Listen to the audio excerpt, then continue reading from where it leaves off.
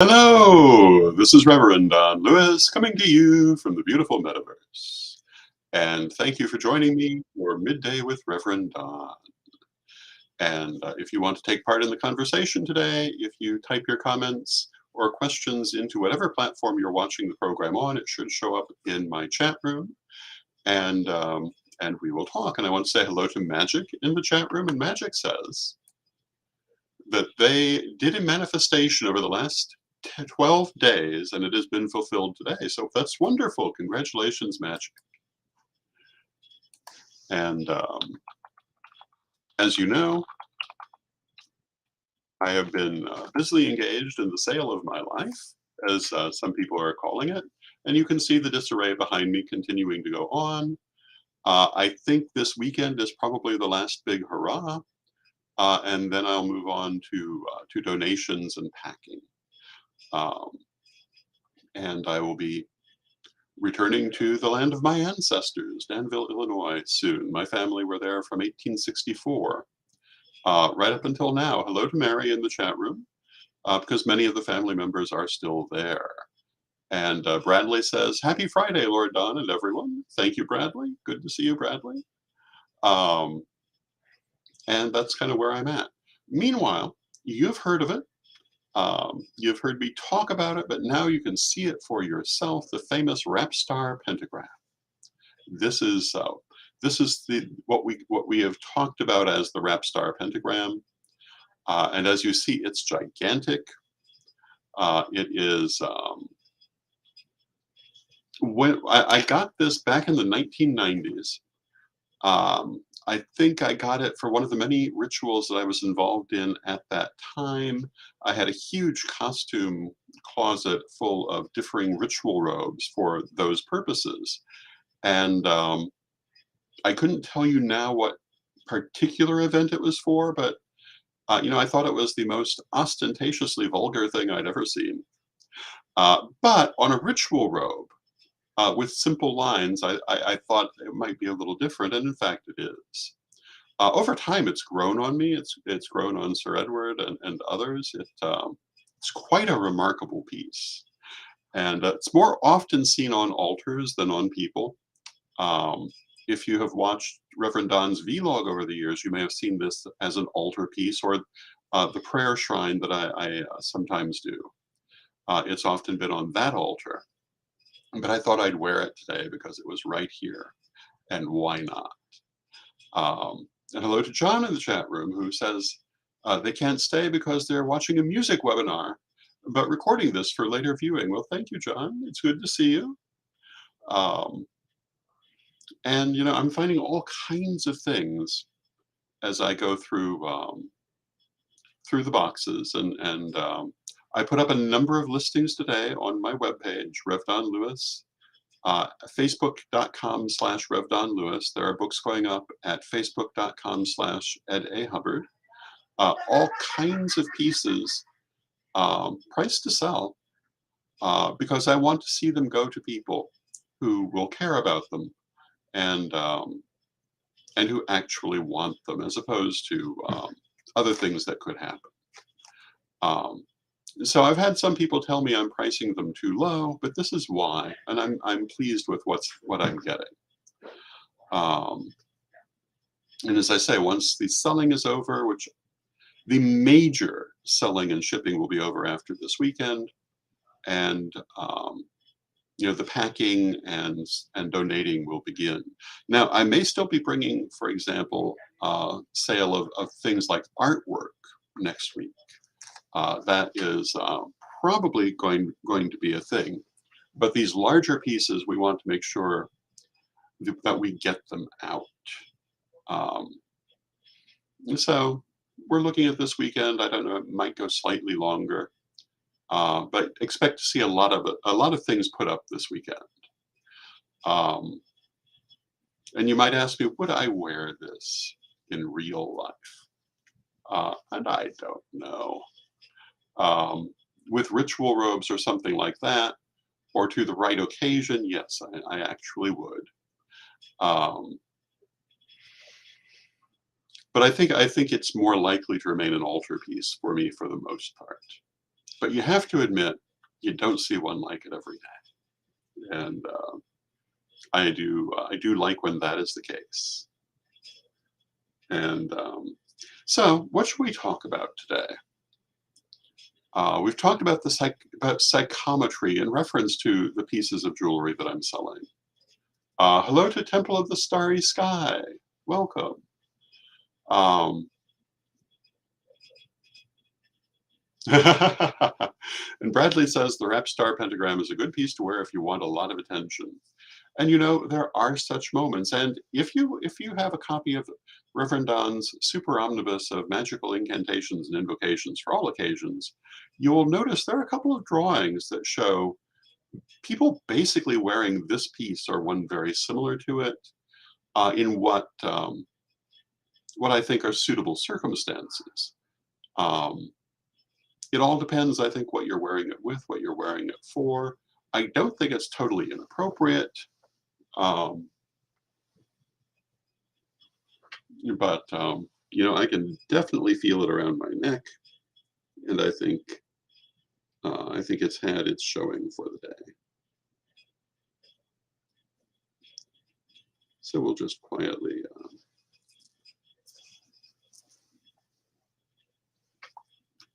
bring that off. See if we can do that without making a mess.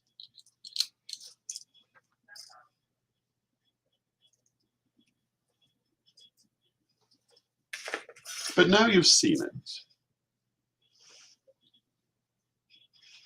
And that is, as stated, the famous wrap star pentagram.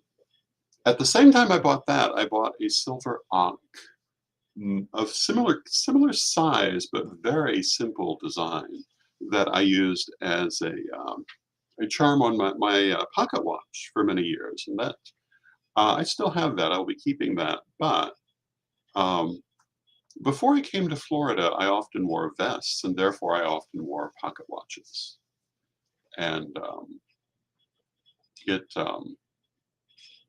used to be a regular part of my look, and having an ankh as part of the pocket watch, I always thought was a very interesting message. Occasionally, I would have a pentagram. And for those who are unfamiliar, the difference between a pentacle and a pentagram is actually quite significant, although in everyday conversation, people often use the terms interchangeably. I'm not a language Nazi, but the actual meaning of these terms is completely different. Pentagram comes from Greek, and it refers to a design involving a five-pointed star. Um, People commonly use it for a unicursal five-pointed star, but it can be used for any five-pointed star historically. But it's most identified with the unicursal five-pointed star, with or without a circle. Um, but you know, one of the earliest uses of this design comes from ancient Egypt, where it is not a unicursal star, but five rays pointing out from a central nexus, where it represented the soul and magic, and if placed in a circle, the spirit world, um, which has a lot to do with how we understand it today. The unicursal pentagram goes back to, I want to say ancient Babylonia, that area. Um, I'm not, can't tell you the year off the top of my head that it first appears, and it's connected to the planet Venus. But you can see how both of these influenced the development of that symbol. And it became very important during, well, it was very important right along. There was never a point it wasn't important. It was, you'll even find it in many old churches because it was important at one point in the Christian religion, as well as many others. A pentacle, on the other hand, is a three-dimensional representation of a metaphysical design, particularly for use in certain ritual contexts, but in general, a three-dimensional representation. So, for example, this ring could be considered a pentacle because it has a metaphysical design in a three-dimensional representation. It's not used that way, but you could think of it that way. With a pentacle, the design is irrelevant. It can be any number of designs. And in the old grimoires, many designs are specified as pentacles dealing with particular spirits, um, to be used with them. Um, but the term has been used in many other ways as well, and in a more modern context, it represents a magical design created to facilitate a particular magical working. So it has that meaning as well. But what it does not mean is anything specifically relating to a pentagram. The earliest pentacles identified by that term included a pentagram or two, but mostly not. So the confusion between those words comes from penta, and the penta in pentagram comes from the Greek and means five. The penta in pentacle is from the same root that we get the word pendant from. It means to hang. And pentacle means to hang from a collar or chain. Um, the col is from collar, and at that time a collar meant a chain, mostly, sometimes a ribbon. But it meant that hanging medallion in a specifically ritual context, or primarily ritual context. So that's your origin of those words. And pentacle is said to come from the Old French, but it also shows up in older Italian as pentacolo, um, and was adopted into Latin, but it doesn't have a long background in Latin going back into antiquity. It's a medieval term, and it comes out of the grimoires, like the word Aphomet. A lot of words come to us from the grimoires that if you've not studied that tradition, you might think they have other origins, and they don't. Um, so it can be good to look at those different origins of things, to have a good idea of where things come from. And so, for example, um, on her tombstone, my mother has the Corellium symbol, which is the symbol of the Corellian tradition. On a tombstone, that could be considered a pentacle because it's a three-dimensional representation. And but there we go. Um, and that is the kind of thing I carry around in my head.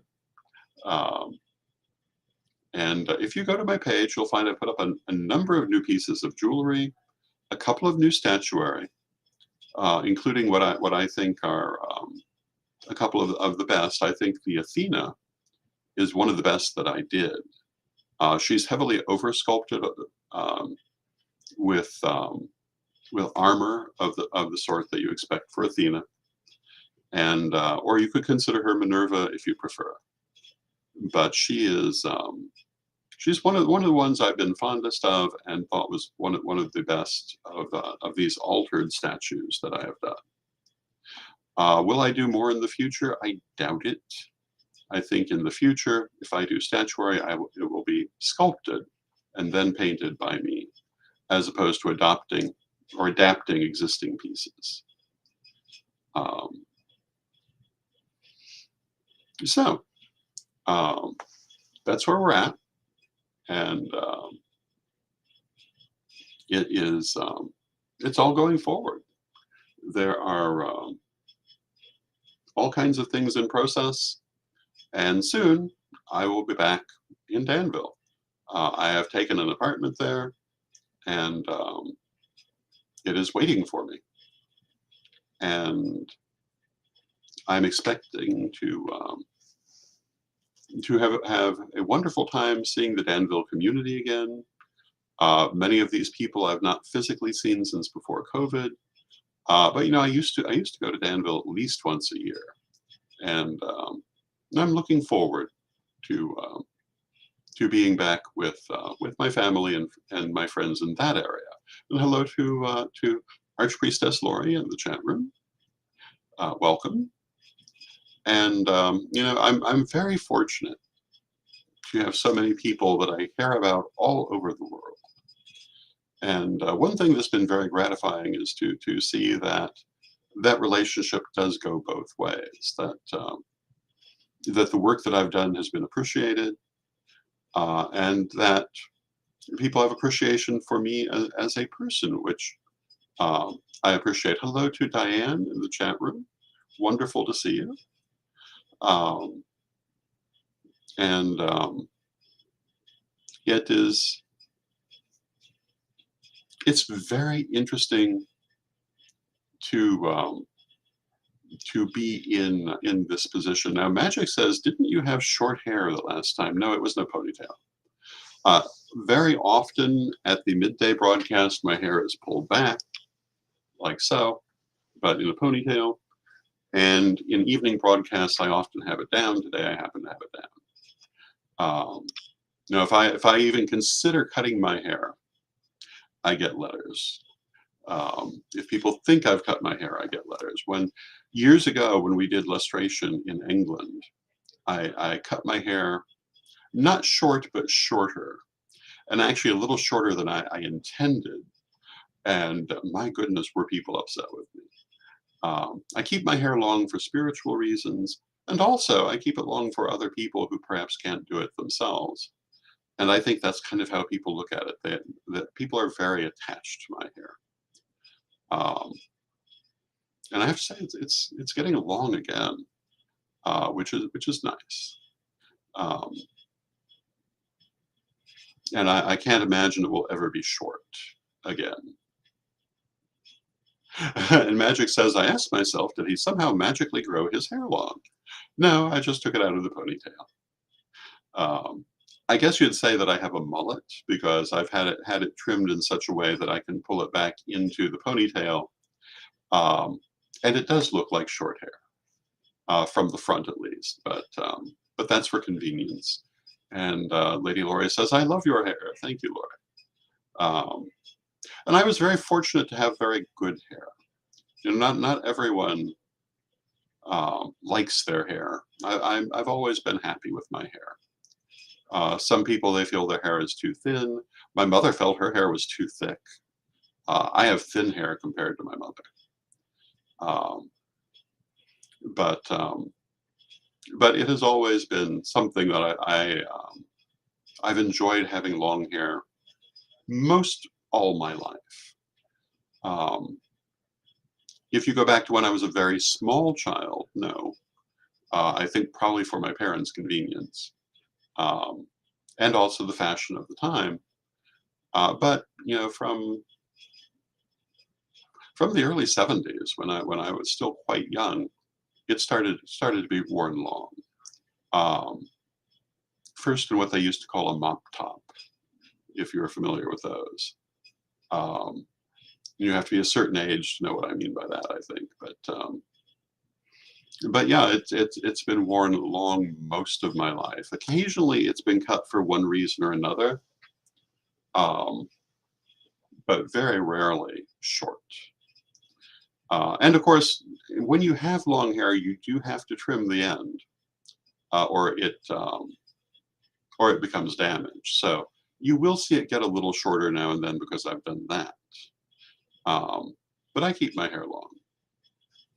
And I'm a great believer, actually, in the spiritual idea of long hair for a number of reasons. Part of it's my ancestry, part of it is the idea that hair holds energy. What you do with your hair can affect energy.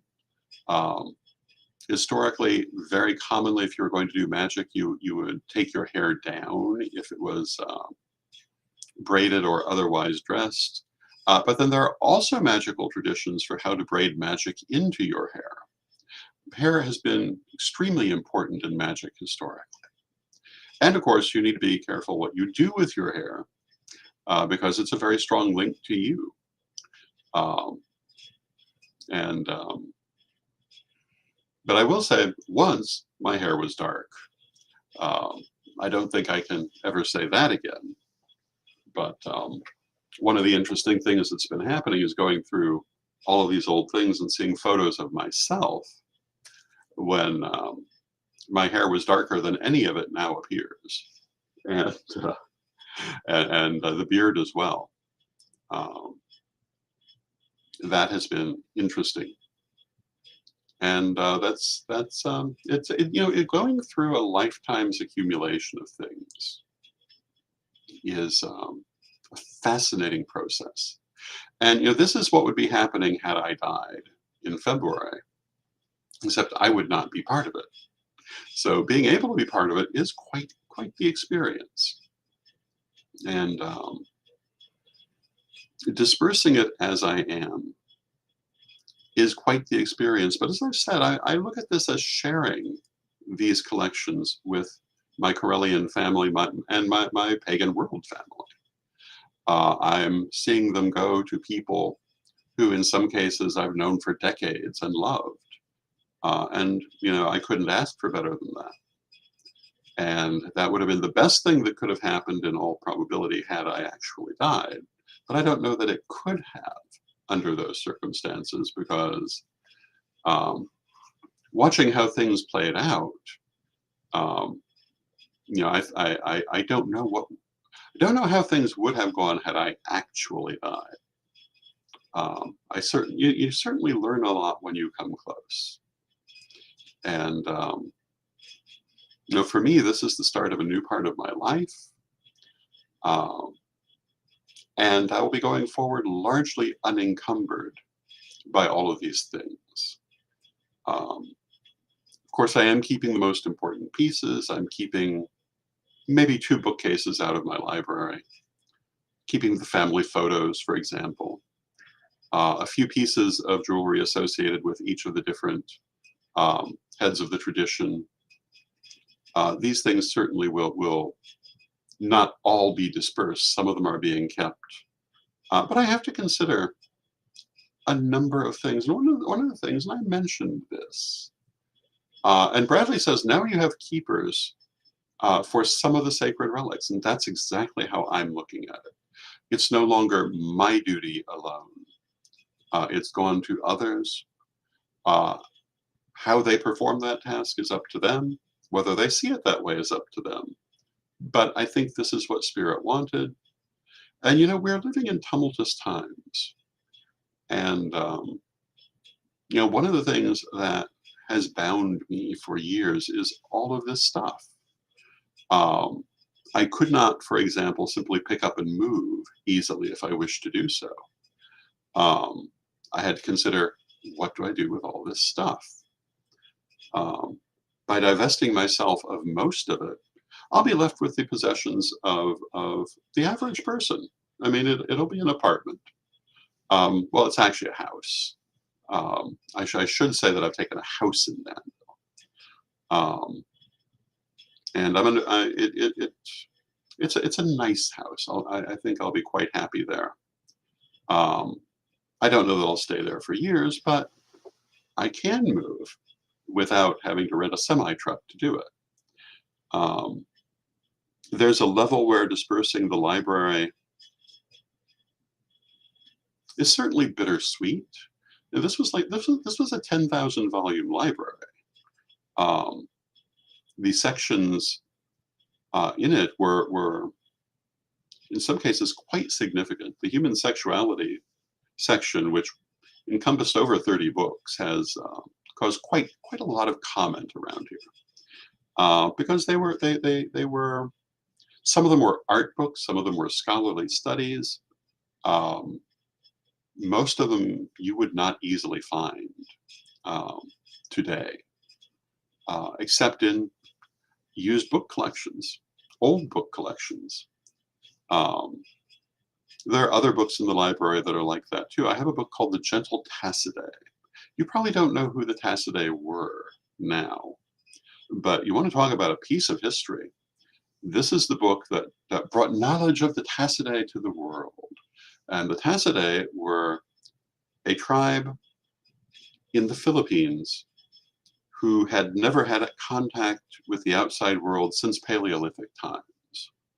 And anthropologists were anxious to study them, found they had no word for war, for example. They were studying their culture most intently for a number of years until it came out that the entire thing was a fraud. There were no Tassidae, there had never been Tassidae. It was all made up. But this book comes from the period when the fraud was running, and that makes it an interesting piece of history, in my opinion. Now, even as a child, I saw the hole in this situation. But as a child, you don't really question. But I could see that these people had relatively modern hairstyles, which didn't make any sense in the context of what they supposedly were. But they weren't so modern that they couldn't be explained away. Um, but it was something that troubled me even then.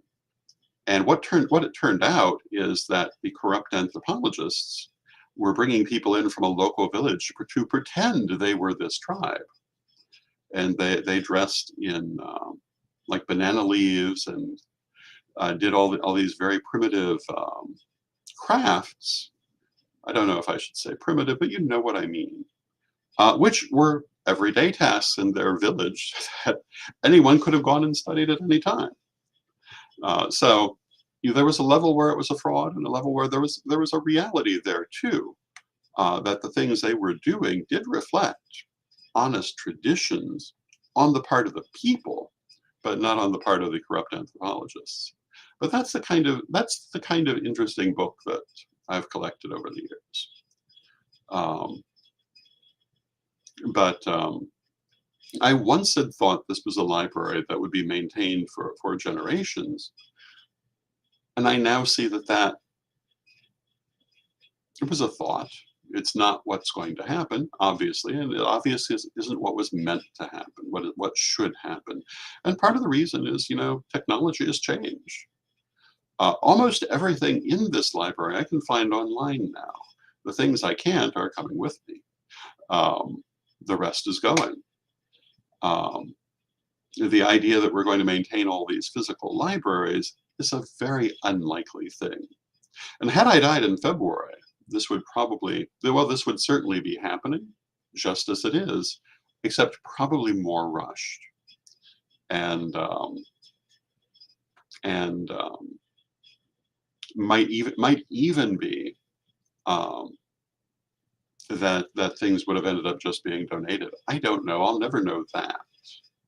Um, but I believe that this is what needed to happen, that these books are going into the hands of people who want them, who will be glad to have them. And it's not really a loss to me as a person, because I can find that information if I need to online at any time. Most of these books, I already know what's in them. I don't have to look at them again to remember it. Um, and like I say, the idea of a library for generations, it's not a thing. And realizing that, I'm quite all right with letting it go. I'd like to see it go to people who will enjoy it as much as I did. And hello to Brian in the chat room. And as I say, there are pieces that will be going with me. I'm going to be donating my furniture, which I've carried with me since my parents. Why am I doing that? Well, for one thing, I don't want to transport it across country. And I was talking with Lady Lori the other day, Lady Lori Blackman. Um, I have kept my parents' dressers through my entire adult life since they died. And all of that period, I've been frustrated by how hard the drawers are to work. These are solid wood furniture. They're very high quality. But if you've ever had a dresser that dates to the 1920s or 30s, you'll know that compared to a modern one, those drawers can be hard to work. You have to pull them out just right, or they can get stuck. The modern technology often has a roller for the drawer, which prevents that kind of problem from happening. And there's also just the joy of getting new things.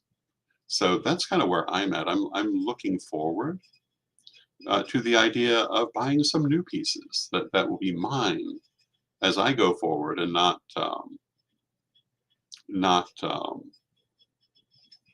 something I'm carrying on someone else's behalf. And no, that's where I'm at. And so I'm thinking most of the furniture is going to go to a veterans organization. So anyway, we're coming to the end of our half hour. I hope that you've enjoyed my rambling today.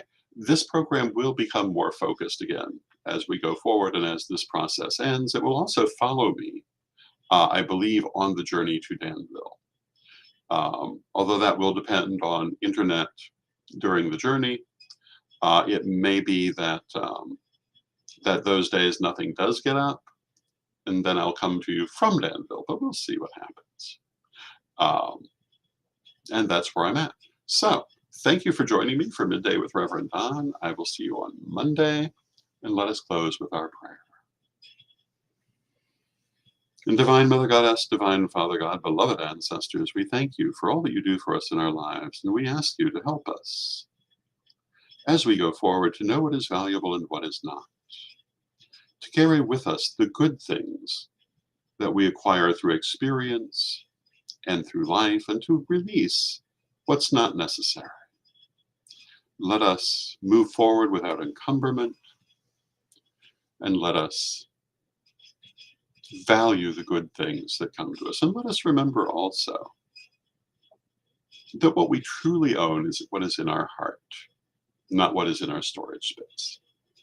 And so I thank you for watching. Beloved Mother Goddess, beloved Father God, beloved ancestors, I thank you for all that you do in my life, and may you be blessed now and always. And may you be blessed now and always. Thank you for joining me. And again, I'll see you Monday, and until next time.